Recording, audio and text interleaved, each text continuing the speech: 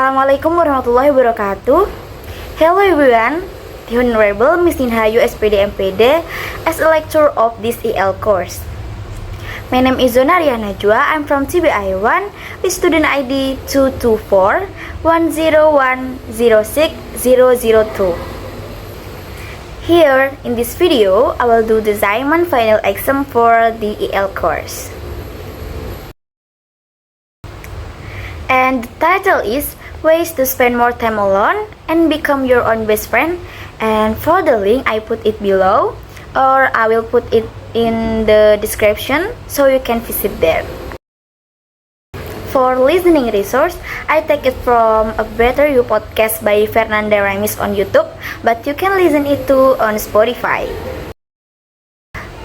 For the next is, I picked this podcast because there is a motivation in the content that can make our lives grow, change our bad habit, but with one condition, if we run it in our life.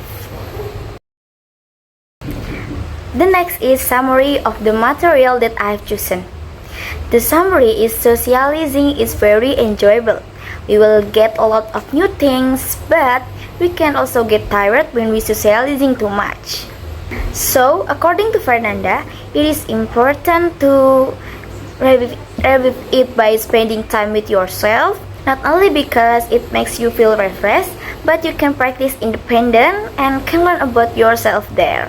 Like what things you like and don't, it is also one of the good opportunities to get out of our comfort zone problems and integrate with ourselves. Because many people also don't know what things they like and they don't, and that make us hampered in doing something because we don't dare to get out of our comfort zone. But of course, it is important to enjoy things with other people too. So it's better if we balance doing both and we'll get the best out of it. How does the content relate to your daily life? I think the content relates because sometimes we feel that being alone or doing something alone feels very sad. But people may not see or interfere with what we do. So focus on ourselves and don't listen what others say. Do whatever you think is good. The most important thing that is not to disturb others. So the resource helped me in EL because some vocabulary is easy and often used daily, which previously I didn't know how to pronounce it to know. And it helped me to explore English more, especially in terms of listening and pronunciation.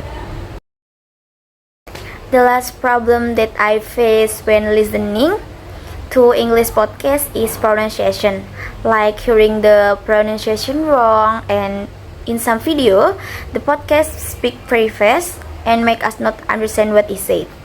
And the strategy to overcome the problem is to often practice listening to podcasts, such as listening to podcasts that are made to train our listening.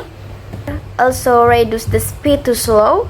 Can also turn on subtitle in English so that we know the pronunciation of the vocabulary.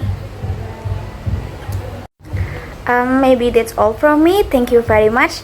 Assalamualaikum warahmatullahi wabarakatuh.